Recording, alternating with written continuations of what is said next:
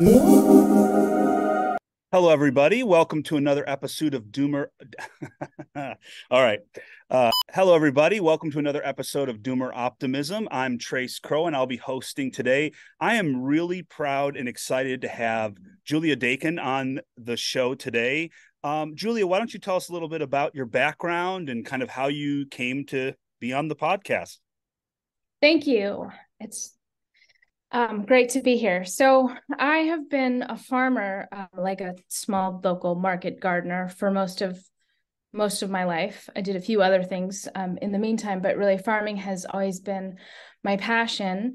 And I went through this, long period of being worried about agriculture for all the reasons that all of your listeners know about, our dependence on synthetic nitrogen, on fossil fuels in general, on plastics, on all those things.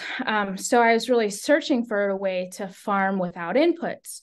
And at some point, I was involved in this farm where we had a draft horse. We did organic no-till with this roller crimper where we were mechanically crushing the cover crop and then planting into that. And I guess you could say I had a lot of failure. It was hard. I mean, it's hard exploring that, and especially because it's all pretty expensive, and whatever you sell is really cheap. So I was just trying different things like, what is the solution? And I was really into soil and soil testing and sort of, mineral nutrition. A lot of what they teach in regenerative ag is about soil quality and compost and growing better food with higher quality soil. But even through that journey, I was a little, I just wasn't settled that I was doing the right thing, because even with soil testing, it's not something that is accessible to most of the world that's growing food. And I didn't want to do something in a way that was really only possible to people in certain countries. So I was on this journey, like, what is my role? I was into nutrient density and learning about what increases nutrient density. And part of that reason was that my dad died of cancer and there were other people dying around me. And I was, concerned about this general, among those other concerns that I had about sort of the reduction in our food quality. And so 2 years ago, I read something that caused me to rethink everything that I knew. And that was in the dark of COVID winter. Everything was canceled and was raining and dark all winter. And so I read a report by the Bionutrient Food Association, and they have this fantastic ongoing survey they've been doing where farmers from all over the US and parts of Europe too would send in food samples, and also soil samples along with a questionnaire. What are their farming practices? Are they irrigating, adding compost? And then they would also send in grocery store samples. So they built this giant data set, and then you could compare the crop samples to the soil samples to the farming practices and try to look for patterns. And so the report I read was their goal was to show that regenerative farming practices increase produce quality. And so that's why I read the report, right?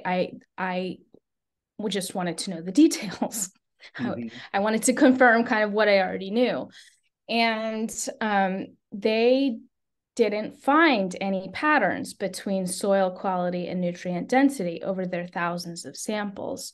So there was no relationship between soil quality measures and things like antioxidants and phytonutrients in that data set. Since then, I've read more, so I have a broader perspective on it. And that really caused me to worry, but I figured, well, I'm not that worried. I will download the data myself and find the patterns, and then I'll just let them know if they missed anything. So I did. And I spent a couple weeks on it, still dark winter.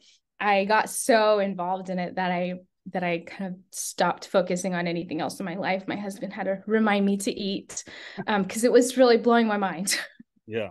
And it was challenging all these assumptions that I had beyond nutrient density.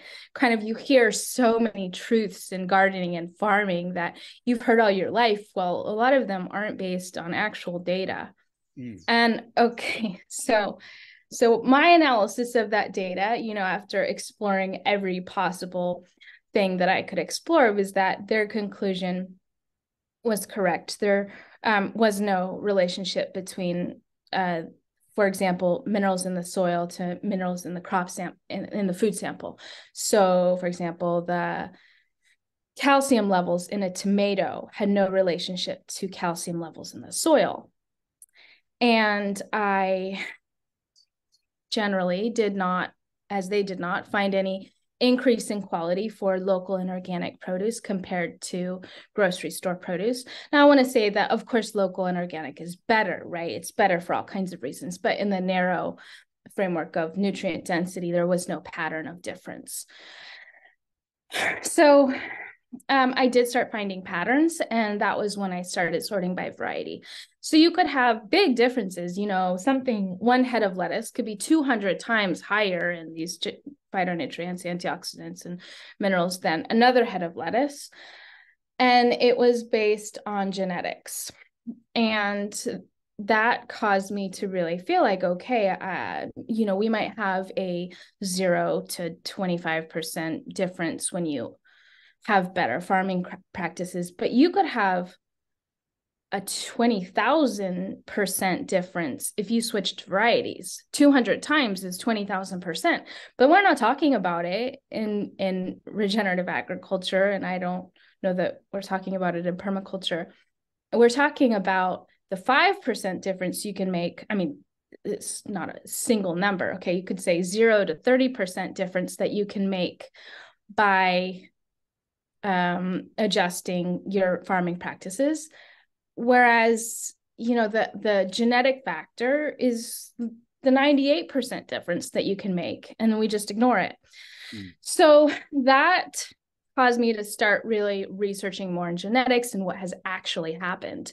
And what actually happened is that our breeding practices have really focused on yield since the Green Revolution especially, and we've gotten really good at breeding crops for what we want, and that has sort of increased the trend of high yielding under high nutrient environments and things like shelf stability and all those other things that grocery stores and big money cares about, and has no relationship or opposite relationship to flavor and nutrient density. So from there, I didn't know what the solution was. I thought heirlooms might be. Do you want me to keep going? Yeah, no, please. I'm fascinated. I'm jotting down some questions as we go along. Okay. I just kind of want to hear the whole scope of the story before I interject.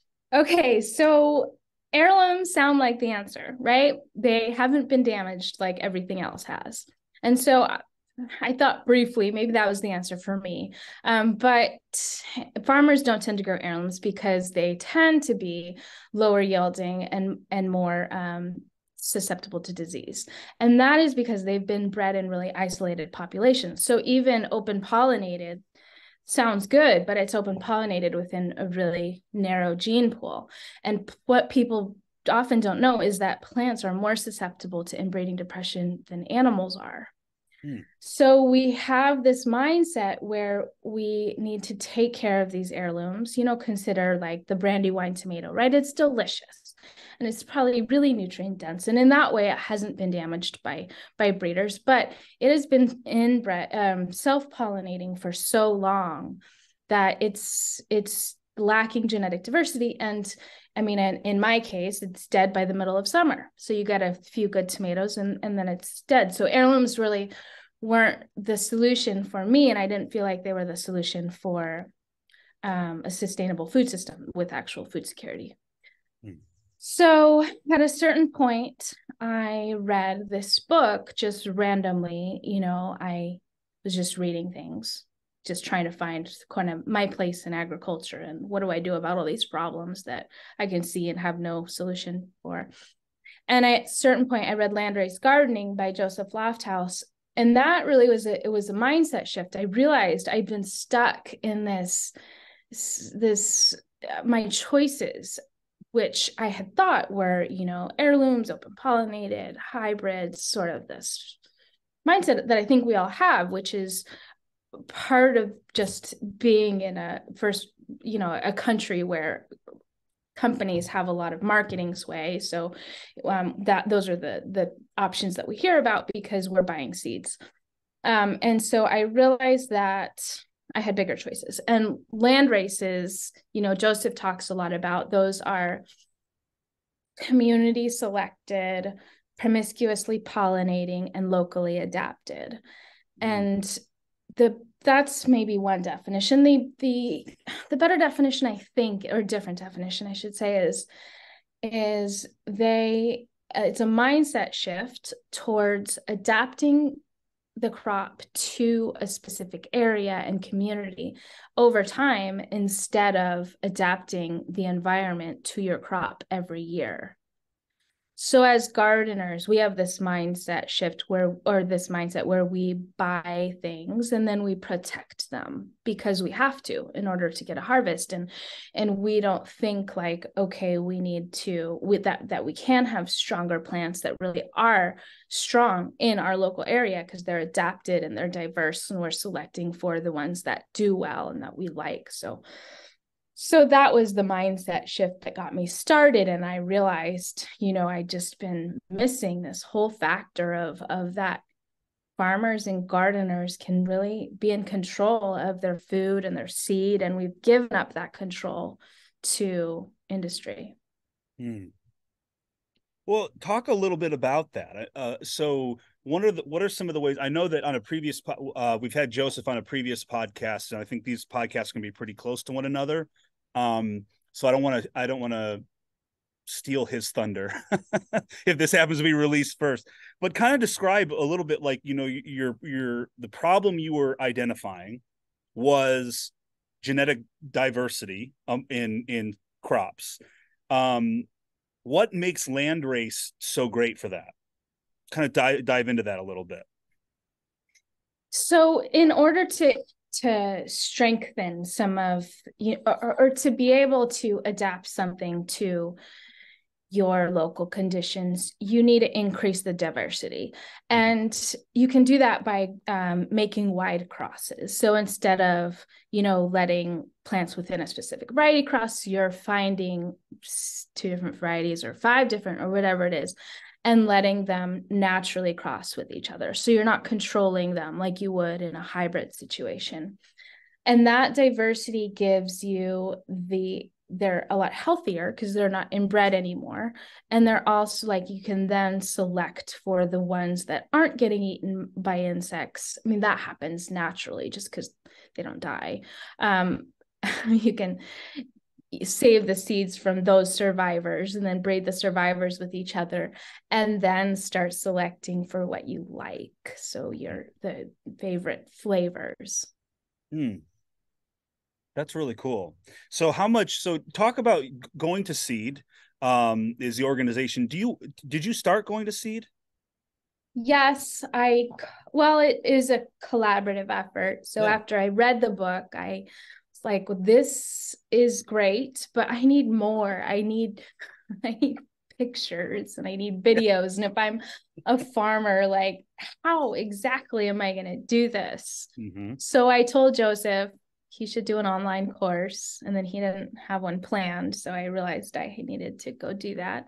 So he and I worked together to build a video course. And then that attracted, mostly through Joseph's network, people that had read the book and that wanted to get involved and also felt like this was important work. And then from that pool of people, the most enthusiastic ones decided to start a nonprofit project. So we have a fiscal sponsor called Empowerment Works. And that's where GoingToSeed started. It officially started in January. And since then, or January of this year, but we already had kind of like, this group of people around this specific topic. So things got started pretty quickly. And we had We had someone, Anna, who really spearheaded the seed exchange platform. We have an online community that everyone's contributing to. So that's how it got started. That is so cool. So I guess kind of talk about what's GoingToSeed's mission. How does that fit in with the Landrace concept, and just like how is it growing? How can people get involved? What is your, what are you doing today? What are you planning on doing in a year from now? That kind of stuff. Okay, so our mission is shifting agriculture towards adaptation, community, and diversity. And the best way to get involved and to start learning more is to go to our website, and then we have online courses. So wherever you are in the world, those are accessible to everyone. And those are all free now. Since we became a nonprofit, we wanted to make sure that there were no barriers to people that could really benefit from this information, and hopefully there will be some people that want to donate to it.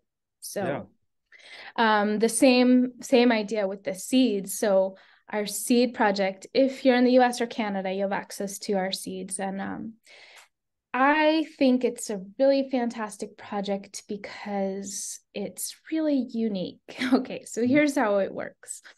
If you're a gardener that's been growing this way, and we started it this year, so we'd had a year of gathering people, and some people had been already growing for several years in this way.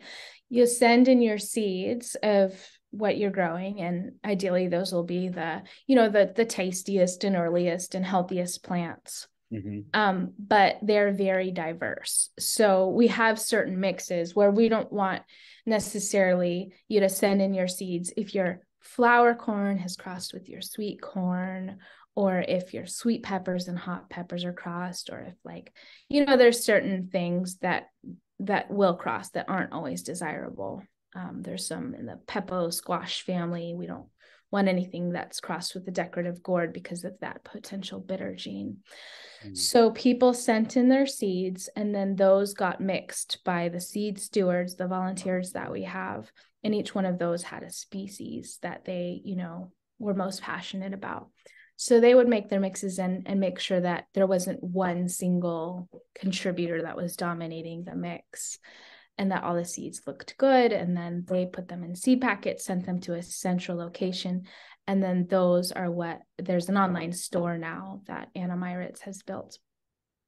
And that's where you can order it. So it looks kind of like an online store with beautiful descriptions that all the seed stores did. So it's really been a decentralized volunteer project.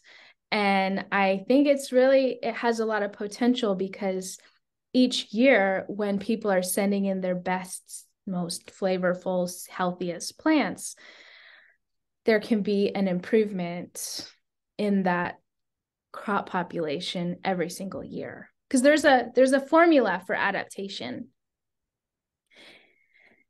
It's the genetic diversity of the starting population times the size of the population times the intensity of the selection pressure. So in our case, we have a lot of diversity from people growing in gardens all over all over the country.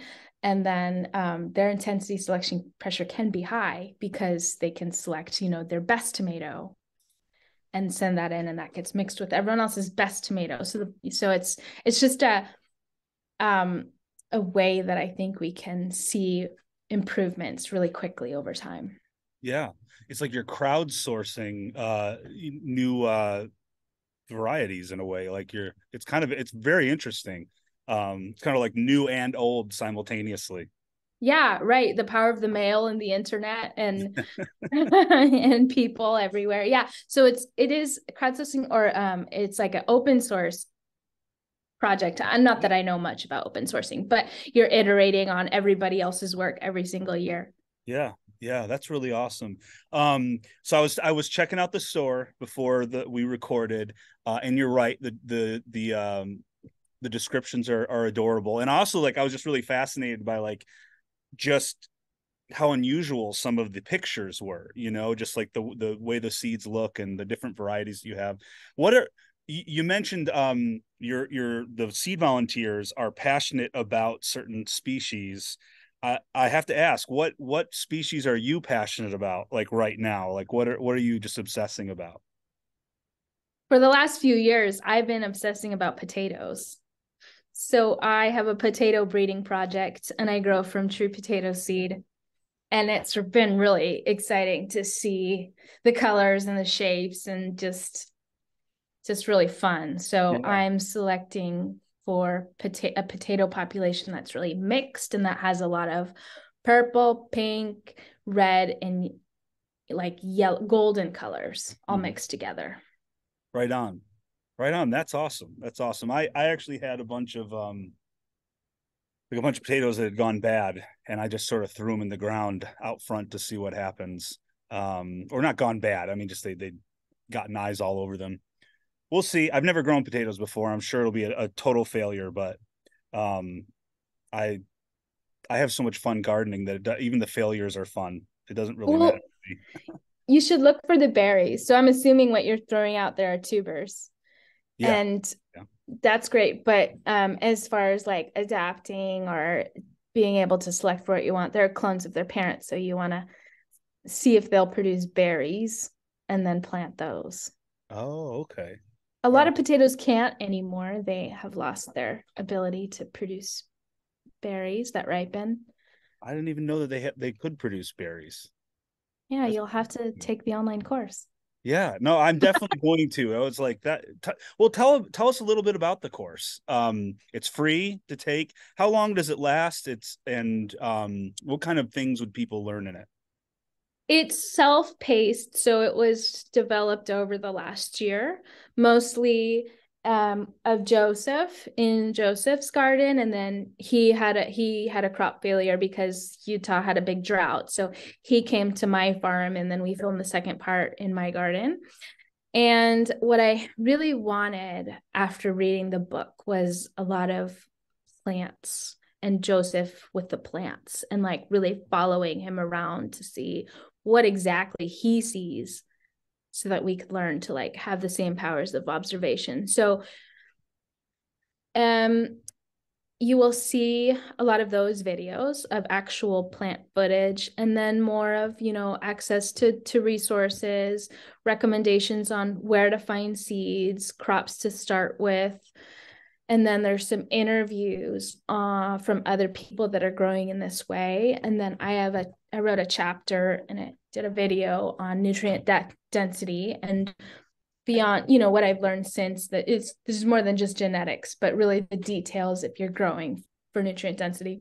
So there's a lot of in-depth stuff. And if you have read the book, some of that information is obviously because Joseph is a lot in both, but there's also quite a bit of other stuff. So it's pretty long. I think there's 52 lessons now. Right on. And you should be able to learn everything you need to know to get started and feel comfortable with getting started. That was my goal, and to really pick the crops that you want to do, or maybe you want to grow everything this style. But it really gives you some pointers, some details on different species, what species are hard and what species are easy. And then there's also an online community where people can gather and ask questions and chat with each other and show photos. And the community information it's on the website, but it's also in the course, because the idea is that the community is for people that have taken the course and are practicing these methods and aren't there just to answer questions that we've already answered. Yeah. I mean, that's got to be pretty exciting to be having this kind of nationwide, or I guess it's sort of international, right? Because you have people from Canada interested in this as well. It must be pretty exciting to see that kind of community growing around soil and seeds and genetic diversity, and like really kind of attacking the ag problem from the grassroots. What's that been like, seeing that over the last couple of years of the work that you've done? Yeah, it's been really fun. And there were times when I was building the course and I spent, I was self-funded and I was worried that I was just wasting my time and then people wouldn't like it. It's like putting yourself out there. People really were into Joseph's book, but what if they didn't like this version of it? And also just people love heirlooms and they don't necessarily want that adventure, or I was worried that they wouldn't want that adventure of diversity in their garden. But at this point, I'm not worried anymore. So there are enough people that have really said, this has changed my life. And why didn't I know this sooner? And so obvious now. So I have had enough of that feedback to know that it's important and people value it. And now it's a matter of the next phase of growing. What do you see? Is there a commonality in your community? Are most people like home gardeners? Are they homesteaders? Are they actually trying to do larger acreage? Or is it just all over the place? It's mostly gardeners and homesteaders growing for their own personal food. There are some farmers, and we'd like to add more farmers. I mean, in our mission statement, it's shifting agriculture. Well, we can't do that without farmers, but there's a gap in that. Farmers really need to be able to sell what they're growing, and consumers won't necessarily want that diversity. So we have really marketed to gardeners, and right now we're applying for grants. We're working on a farmer program that will let us support farmers in that first year where maybe, they're learning or they don't have a consistent product. But over time, especially as our seeds improve, as we have more specialized mixes, as more people we have more data, we want to expand into bigger scale. I mean, it'll never be big. There's a reason that large scale farmers only use hybrids. They can't deal with that diversity. But I think that a lot of small farmers growing for their local markets or CSAs, they do have some customers that will really support that and value the diversity. Yeah. I think that you're going to see that market, that piece of the market continue to grow over time. And I mean, industrial agriculture, we're sort of like stuck, right? We're stuck to that yoke for right now because there's just such a gigantic gap between the amount of food that needs to be produced to feed everybody, the number of people actually engaged in food production, right? Like, so it's not like suddenly it's going to be small scale everywhere, right? But I do think that the sheer volume of homesteaders and people going and getting into even hobbyist farming, I think is going to open up the opportunities for more local regional food networks, or at least the beginnings of those. And I think that's where the diversity is really going to make, it'll pay off both from the farmer's perspective, and then also the consumer will be more interested in that kind of product. At least that's my hope. I just think with industrial agriculture coming under so much pressure from so many different angles, not just social pressure and cultural pressure, but also increasingly like input pressure, right? Like just the cost or ability to do it the way they're doing it. In a way, it's almost like small scale agriculture. We need it in place so that there's some sort of buffer if yields start to collapse over time or fairly rapidly. And this unpredictable weather that we've been seeing with earlier, later frosts and flooding, it's like a lot of these varieties that we buy are really susceptible to any kind of change. And so having more resilient plants that are more adapted to stressful situations will really help with that problem too. Yeah, that's really interesting. What other kind of let me kind of take it in a slightly different direction. Let's go further back. What's your background? Like, how did you get into this in the first place? Because it sounds like you've been, for me, I didn't really start thinking about growing food or growing things at all until about like 3 or 4 years ago. It really wasn't on my radar. But it sounds like you've been doing this for much longer than that. Yeah, I wanted to drop out of school when I was 10 years old and just do farming. That's awesome. We had a garden growing up. And then I went to high school, I went to a boarding school on a farm, and there I worked in the farm quite a bit. So I've always been in agriculture, and I was working for a few years on a cattle ranch and with goats. And so in different ways, but sort of the food production has always been there for me. I had to take a few years to do something else. But luckily I came back to agriculture. And yeah, so that was part of my problem when I had this, like, what am I going to do with my life? Because everything I have been doing has been wrong. But I knew that I was always going to be working in agriculture. Yeah.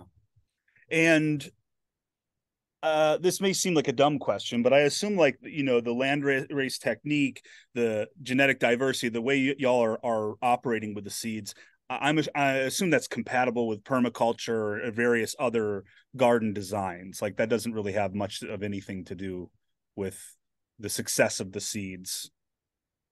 No, I mean, I think it really is a layer on top of whatever someone is doing. So permaculture is perfect, where you can really, be more interdependent, less dependent on buying things.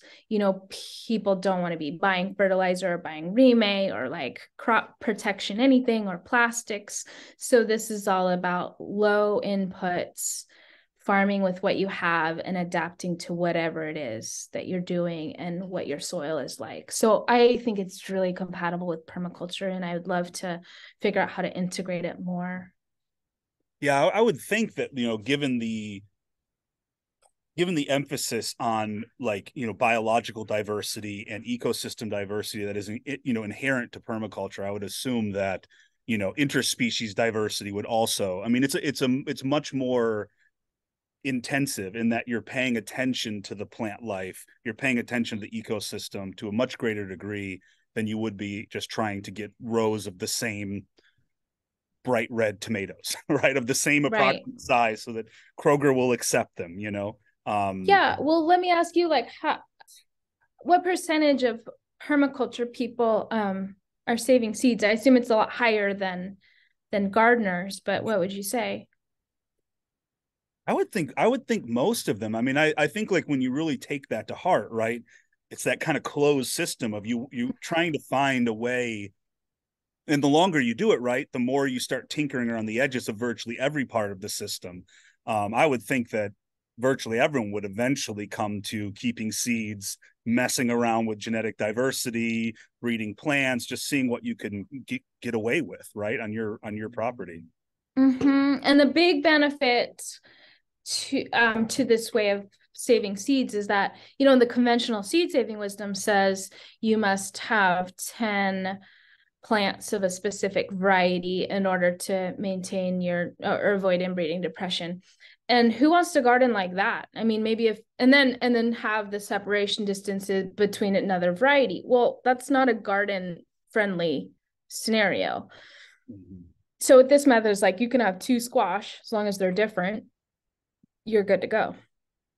I mean, ideally, you might have a few more so you can select the best, but really you don't. That's enough diversity right there. And a lot of people don't grow corn, for example, or for seed, because they can't have a big enough minimum population size. So you're supposed to grow 200 plants. Well, the reason is because you want to have a big enough gene pool, avoid inbreeding depression. But if it's all the same variety, so that's why you need so many, and you're still not avoiding it. I mean, there are 200 plants that are very, very closely related. So when you have more diversity, you can get away with, say, like having 15 plants, and they're diverse enough so that you won't have that inbreeding depression. So that is another really cool thing about, small scale people and the potential for, if we can release our attachment to specific varieties, then we can be really successful in adapting to challenging conditions. Yeah, that's really interesting. I've started to pay a lot more attention to seeds, but I'm like, I mean, I won't even pretend I'm 1/16th of where you're at. I've just started to pay more attention to it. And I'm kind of wanting to, like, move beyond what I can get at the normal places. It just seems like especially when it comes to like wildflowers. So for me, I'm like trying to turn my property into more of like a pollinator, like nature reserve kind of world. I have some edibles, but that's not really the main focus of what I'm growing. So I get like very into like like volunteer species that'll just land and take seed. Um I got a bunch of blue mist flowers last year, and I cut the flowers and hung them upside down in my greenhouse and just dried out. Mm-hmm. Because you're not going to find blue mist flower seeds. Like, it's most people would consider it a weed, right? Like, it's just a Georgia native. It's a wildflower that just pops up. But I love the look of it, and I have several spaces I'd love to pollinate with more of them. So, or populate with more of them. So I've just been really fascinated by like for me, it's been like, what is a weed and what's not a weed, right? And like, how can we start to diversify the garden so that it looks like a more natural space instead of just rows and the same kind of crops over and over. So have you considered taking some seed from your established gardens and seeding your newer ones? Kind of. I don't have much established though. I'm going to be honest. This project really started last year, and by the time I got really like into it, a lot of the plants I planted last year, the perennials, like they just didn't have very much growing time. So like this is really the first season where I'm starting to see all these perennials come back up, and I'm going to be very curious about what I can make happen Cool. once everything's up and running. So what's your long-term outlook for Roots Down? What does it look like in 10 years and given ideal scenario? Yeah, I mean, Roots Down's real goal is, it's funny because you were saying you wanted to shift the direction of agriculture. And for the longest time, our actual like tag phrase was shifting the paradigm of landscaping. And that's really our goal. The landscaping industry is very ecologically destructive, but it also comes with a host of social problems. It's also not particularly fiscally responsible, given that you're just spending a lot of money and time mowing grass that doesn't need to be there in the first place. So our real goal is to just, slowly get the landscaping industry to kind of get 5% better, then 10% better. And then, once there's more people with a diversity of yard types, right? I think that people will start to realize that getting rid of your lawn doesn't necessarily mean that it's a wildflower meadow or that it looks crazy, right? Some people want that aesthetic. I definitely like that kind of English cottage core, like flowers everywhere kind of look. That's really what I'm going for. But not everyone wants that. I mean, you can build ecosystems that look a little more uniform, still incorporate an area of grass. It's about how it's being maintained. It's about the inputs that are going into it. And so I'm really hoping over time, Roots Down can start to shift that narrative so that people can start to accept that, lawns can be good for things like football fields and soccer fields. And sometimes they're nice to have a green space where people can lay their blankets down. But we have 50 million acres of it in this country, and we probably only need about 10 million acres when all is said and done. So our goal is really to kind of, slowly shift the landscaping industry. In 10 years, I would hope that we would have a lot of clients. I'd hope we would be nationwide. So we're starting here in the Southeast, in Georgia, because that's where we are, like that's where our seed landed. So we're growing here first, but we're really hoping to take it nationwide, especially with our certification business, with helping developers, HOAs, property managers, those types of landowners to understand how they can save money, do better for the environment by shifting their portfolio, their landscaping portfolio, and how it's maintained. In fact, probably more beneficial is how it's maintained than how it's planted. Mm-hmm. Yeah, that's really cool. There's a lot of similarities where you're shifting landscaping, we're trying to shift agriculture, and we're up against so much. Yeah. I mean, landscaping, there is actually a whole lot of similarities. Is that, landscaping industry at this point like is mostly dominated by a few very large national firms. But even when you get into a region, it's still going to be dominated by about 10 or 15 large regional firms, right? But there's 1.5 million landscapers out there, and I think something like 75% of them are work for a company with less than 5 employees. So it's like a very scattered, very grassroots industry. And so there's not really like a, one big org you can switch and then we did it, right? Like, it's like, no, you're going to have to go city by city, town by town, and talk to the county governments, talk to the city governments, talk to the local developers and the landscapers, because there's very regional differences. Obviously, when it comes to actual like plant palettes and designs, right? The local conditions can vary wildly across this country. And so, yeah, it's a unique challenge. So I can very much relate and empathize with the kind of challenge you're facing, is that big established industries have a way of doing it. It's almost like a religion of like, this is the way it should be done. And as long as you just don't pay attention to that mounting pile of negative externalities over there. Right. Right. And yeah, so it's hard, but it's also like, that's where the opportunity is, right? Like this, one way or another, the global economy has to like kind of turn over to a more regenerative mindset, or we're going to face all sorts of really catastrophic problems as a species.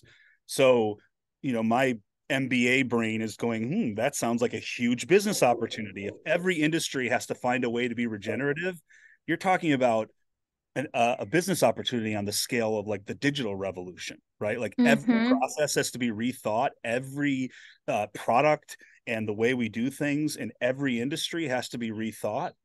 And 99.5% of business people aren't thinking about any of these things, not in the kind of way that you need to be. They're thinking maybe sustainability, but we sort of moved past sustainability. Sustainability isn't sustainable anymore. We really need to be putting things back better than we found them, or we're just going to sustain ourselves off a cliff. So how much do you think, for any industry working in this space, is it political? Is it more effective to work on politicians or the ultimate consumers? Like for you, those homeowners, or for me, those buyers? Like, where's that lever point? I mean, I personally, I believe that the source of power in the United States is the county and city governments. Now, the reason why big money and large organizations rarely think about it that way is because it's a very large, diversified. It's very difficult to scale a business that's focusing on city and local government, right? Because every government's different. They all have different purchasing requirements. There are different levels of political sort of education that has to go on, right, to start to change things. But when you look at the county governments, they have large budgets. They actually have quite a lot of power and influence and wealth in any given area, right? The city and local governments are likely to be the largest landowners, the largest single landowners, right? And they're the ones also paying all the negative externalities, right? So if the waterways are getting poisoned, or they're having a lot of erosion issues, or the roads are cracking because they have so much water on them, it is the cities and county governments that have to pay for that, right? So there is no buck they get to pass it to. They have to deal with it. And so the financial argument becomes easier to make with them, of just being like, listen, like, this is not just the better way to do it for your residents, but it's also a better way to do it for the sustainability of your budget. So I think just their ability to influence an area, the sheer volume of land they have at their disposal, as well as the fiscal argument, makes really county and city governments, I think, are where a lot of the change is going to happen. The positive change. Don't get me wrong, the federal and state governments are going to try their darndest to make large change. But in my view, state and federal government officials are really like they're too beholden to the large corporate interests. Like they think of things at scale. They don't think of things as being locally applicable. So, their sense of economic growth is going to be bringing another Dollar General to your town, right? Where the local people are going to say, no, we'd rather have a local food co-op, or we'd have a daily farmers market instead of a weekly one or a monthly one. They'd have different solutions at the local level than the state and federal level is going to have.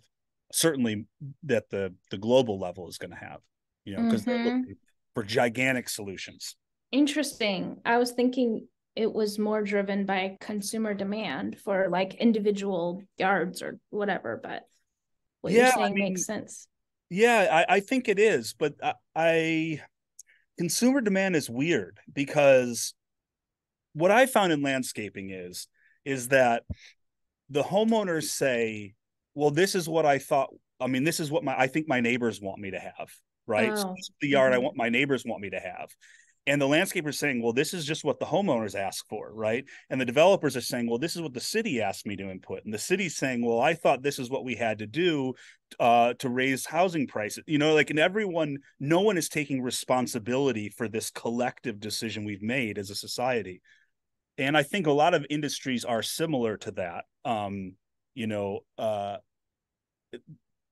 in that you kind of just need to like throw yourself in the machine, and just stop the gears for a second and get people to start thinking about these things differently, because it's not really true anymore that homeowners prefer lawns. In fact, the under 45 set is much, much, much more likely to buy a home because it has an established garden or established fruit trees than, I think it's something like 75% more likely than boomer homeowners, right? So this is a preference that is not really revealing itself or it's revealing itself by all these, millennials buying their homes and then tearing up a portion of their yard and putting in a pollinator garden, right? And so these preferences are kind of revealing themselves that way, but it hasn't quite moved up the power chain, right? We're starting to realize like, oh wow, I could make a lot more money if I just install the landscape differently, right? And hire a different landscaping company to maintain those public areas, right? And I think I kind of feel like agriculture is heading towards a similar inflection point, in that the argument has always been this is the cheapest way to do volume, right? And we can get the most tomatoes for the lowest dollar amount. And that is, sort of GDP brain, right? Like the sense that like this volume is the number that matters, right? But I'm not sure that that's going to be the case. And also, I'm not sure that the way that they're doing industrial farming will always be the cheapest way to do it. I think those inputs are going to, when they come back to bite them, it's going to bite hard and swiftly, right? And at that point, there won't be the seeds that they need to switch to is one problem on a large scale. So how to prepare I mean, the differences you're talking about here, right? The differences in viewpoints of the way you view land and food production are so stark that it's not going to be an easy transition from one to the other. But I personally, my personal view is that in a lot of these cases, the inputs, just the cost of inputs, anything that's this reliant on fossil fuels is just walking a very thin line, that at any point that line could snap, and you just don't know when it's going to happen.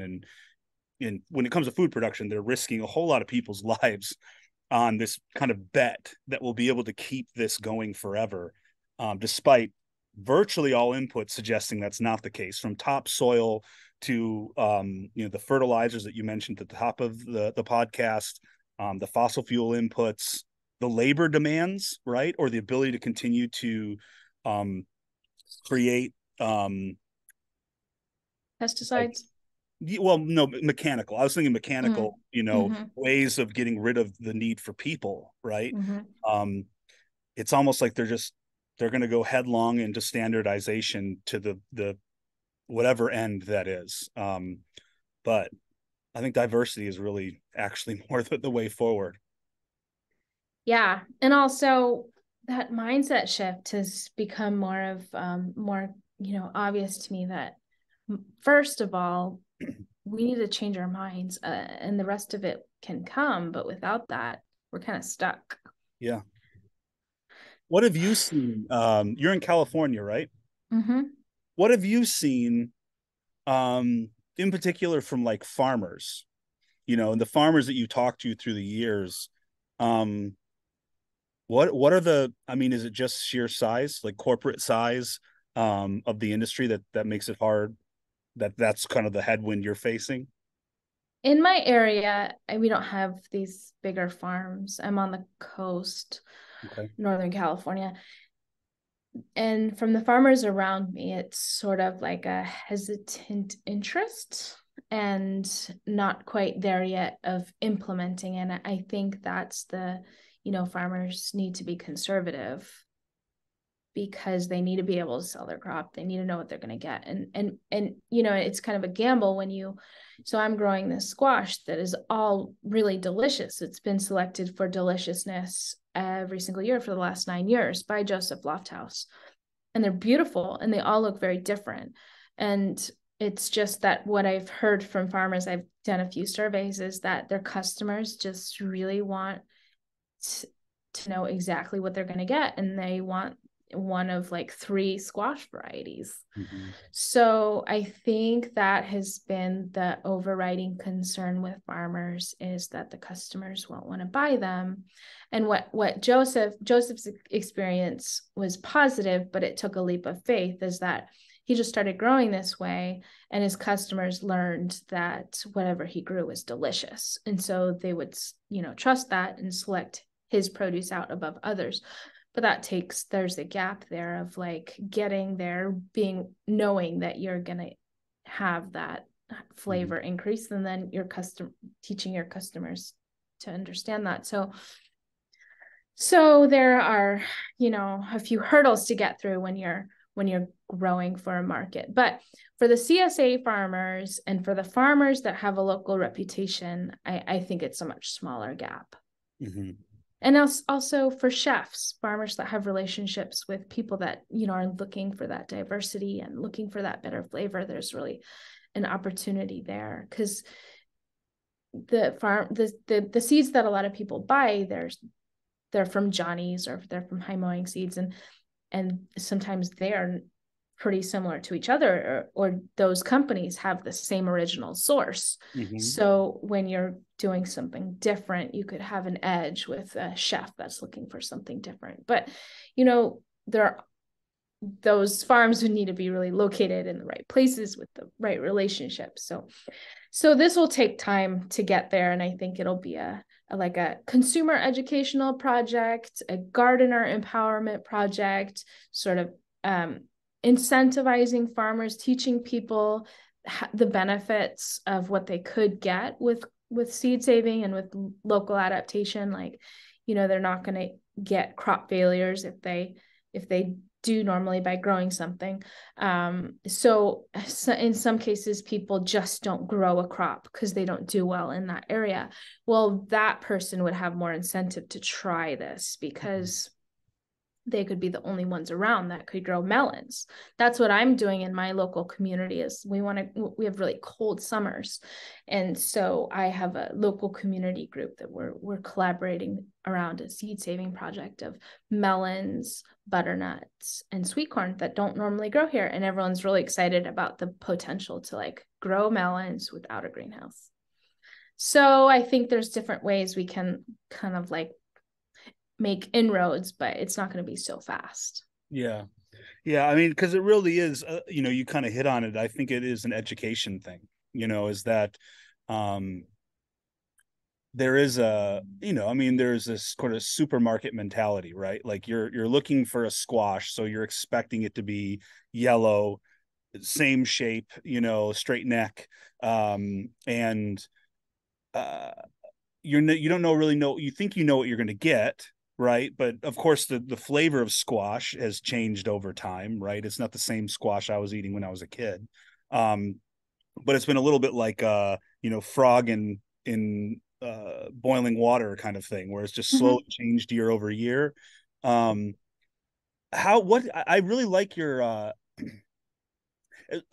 excuse me, as far as an education vector, right? I like that you mentioned chefs or just the food preparers, I guess.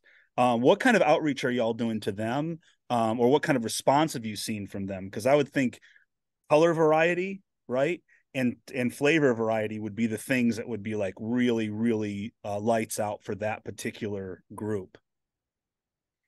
So I don't have much to report on that topic. Dan Barber is probably one of the most famous chefs. He's a friend of Joseph Lofthouse. So I'm hoping that we can do more with that market, just maybe having Dan as a consultant of how to get there. And we are planning to talk to various chefs, but everything's really new, you know? So Yeah. I have a couple of other projects, and I feel like one of the ways that we've had the most, I don't know what you call it, market traction, product market fit is on organizing local communities. So that's I've done a couple presentations and then workshops, and it's getting communities together to work on a local project, like I mentioned, the melons. So it feels like, those things, those projects that we're doing in that regard, and our farmer projects, they might come first. And we're just lacking resources at this point to really expand in the ways that we should. I don't have a nonprofit background. I have some farming and business background, but I shouldn't be an executive director, honestly. I have never done fundraising before, and I'm not good at it, and I hate asking for money. So that's one reason why everything's volunteer. We're not paying anybody, and that probably to get where we need to go. We're going to need to get better at finding the grants and the donors, and asking just our constituents to support our project. So yeah, that's another room for opportunity. Mm-hmm. Yeah, that can be hard. That can be hard. You don't often, you get into these types of projects and the goal is not to get really wealthy or you're in it because you're interested in the project itself and want it to grow. But unfortunately, money is how things is one of the ways things grow, right? You can more resources, the more you can do. And well, I don't have a problem asking on your behalf.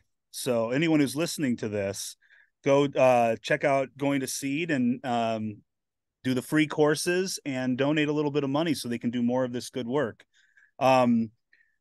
Why don't we I think that we can probably finish here. Why don't you kind of talk about, like, is there anything I missed, anything that you'd like to kind of a topic you'd like to end on?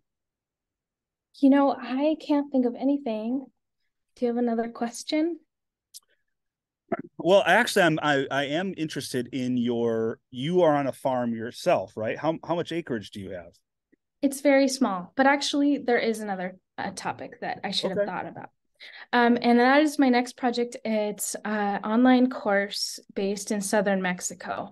Because one thing, this method of increasing diversity, adapting to local conditions, is something that our great grandparents used to do. But a lot of indigenous communities, that's how they farm. Mm-hmm. And I think a lot of times we try to reinvent the wheel. And though my introduction of it was Joseph in this book, it shouldn't have been, right? It shouldn't have been. This is common method of farming around the world.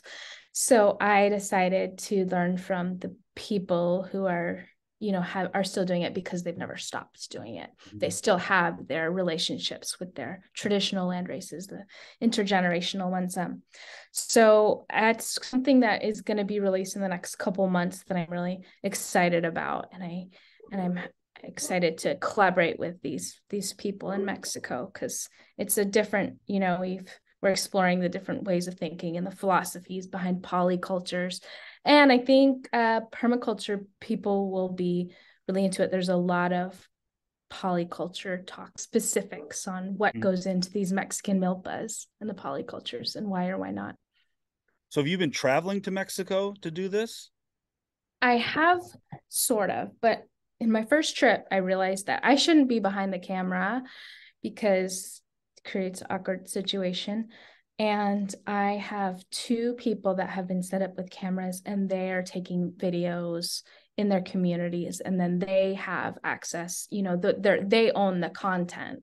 And so we're collaborating on like translating it and making it available for English speakers.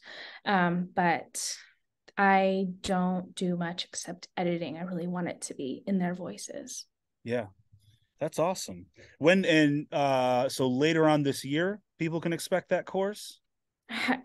The translation of it has taken a lot of time. So I keep saying like, oh, in a month, and 2 weeks ago, I said 2 weeks ago. So right now I don't want to commit, but it should be within the next 2 months. Is there somewhere people can find out more information about it, or is there a wait list or anything like that? So if you go to take the course, that existing courses, there's a course page on GoingToSeed, and there's a description of that course. And I don't think you can like pre-buy it at this point, but if you sign up for the other one, then you'll be kept in the loop. Perfect. And we have a monthly newsletter, something with updates and projects we're working on. And there's the online community, and all of that is once you get some seeds or once you get the course, you can like click on the keep me updated. Excellent. Well, Julia, thank you so much for your time today. This has been a lovely conversation. And I hope it'll be a nice addendum to Joseph's podcast as well. And really kind of get people looking into the landrace gardening and going to seed. Well, thank you so much. That was really fun.